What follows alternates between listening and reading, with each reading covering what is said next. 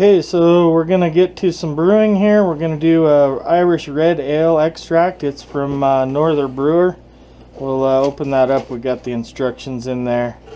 We got our sock for our grains. Millard malts grains in here.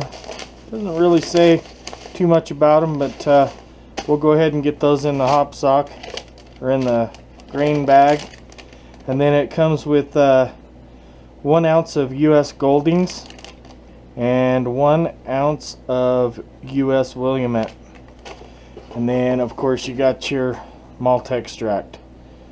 So we'll go ahead and get some water on the stove and get to getting it going. Okay, so we've got 2.5 gallons of water in here heating up. I'm gonna get the grains in the bag now that we're at a good temperature, and we will get those steeping, and we're gonna steep those for 20 minutes. Okay, so if you can see that, we're at 161 degrees. Get her down in there. So we've got our grains in there, and we're going to steep those for 20 minutes.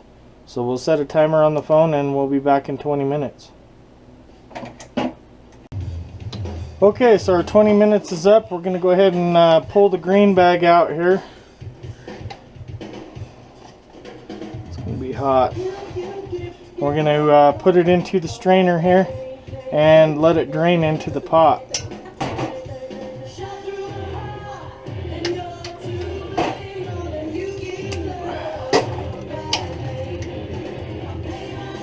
Okay, and then we'll let that drain out, and we'll be back as soon as that's done.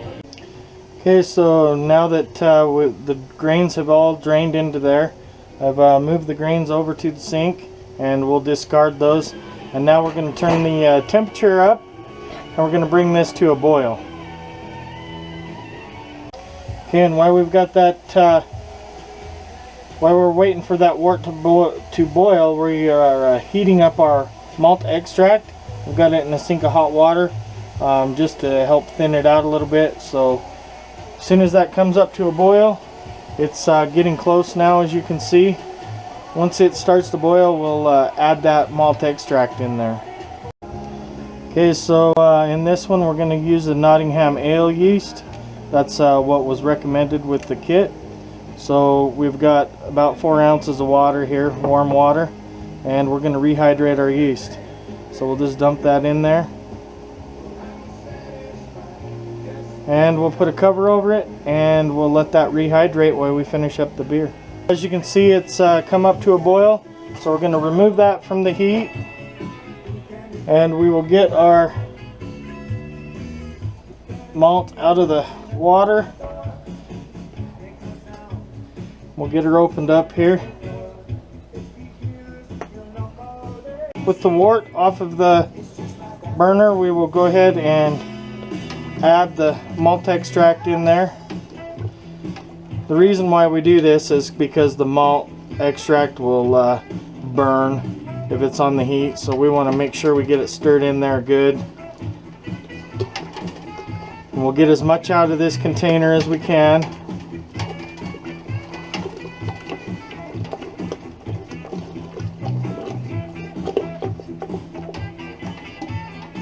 I've got a little bit of hot water here in a tea kettle. I'm going to pour that down in the container, and we'll try and get all of the extract out of there.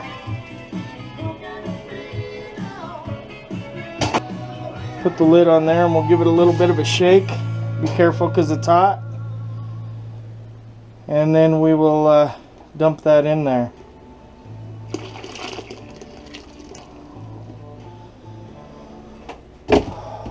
We'll toss that to the side. We'll give her another good stir.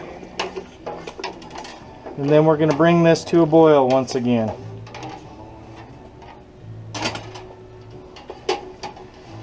Started boiling here. We've reached the hot break. It's not going to boil over, so we're going to go ahead and set our timer, and we are going to add our first hop addition. It's 1 ounce of Williamette. So we'll add those in, and we will be back in 30 minutes to add the next hop addition.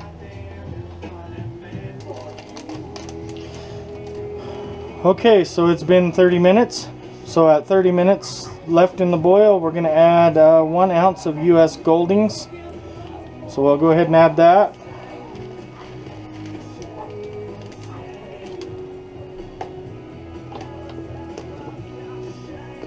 And we'll let that boil for another 30 minutes. Okay, so we got about 9 minutes left in the boil. So at this time I'm going to come over to the sink and we're going to fill it up with cold water, cold as you can get.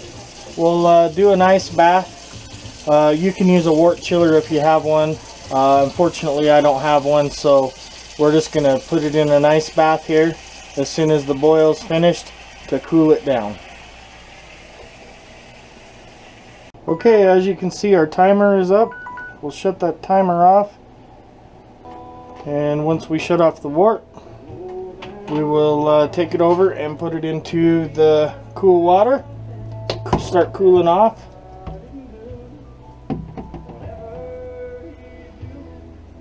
And we'll let that cool. We want to get that down to about 100 degrees. So we'll just keep changing this and adding some ice to it until it cools down to 100 degrees. Okay, so we have got her chilling down.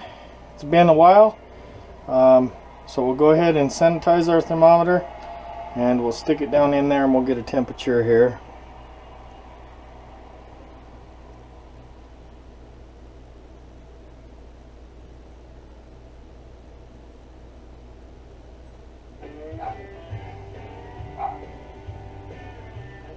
Looks like we're right at 89 degrees. So we'll go ahead and dump that into our fermenter now. So we've got our sanitized fermenter here. We'll go ahead and dump that down in there.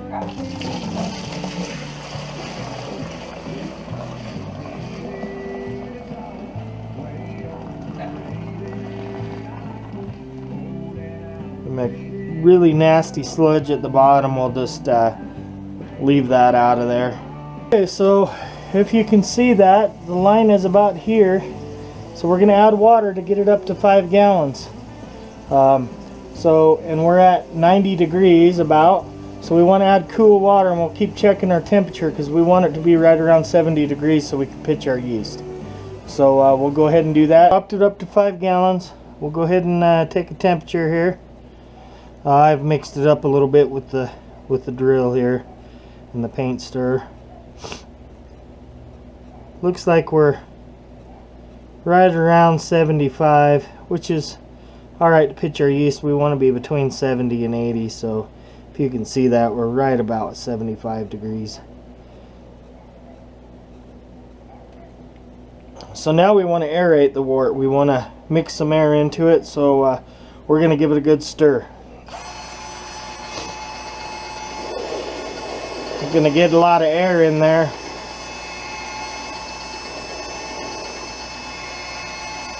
And it'll help the yeast along and all that. So I'll aerate that, and then we'll come back and show you the next step. The next step, we're going to want to take a hydrometer reading. So we'll take a sample here.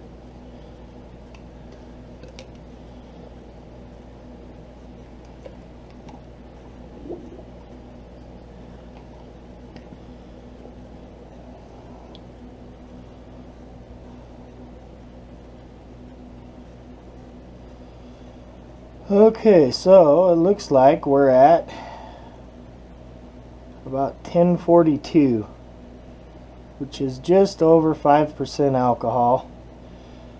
So pretty happy with that. Okay, so we've got our yeast that we rehydrated earlier. As you can see, it's looking really nice. Looks like it's working there, so the next thing to do is pitch our yeast.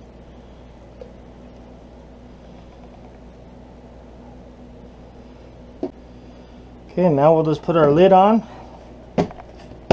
We'll snap that down. And we'll put on our airlock. And we'll let that ferment for a few days. We'll come back and check with it in a little while. In a day or two.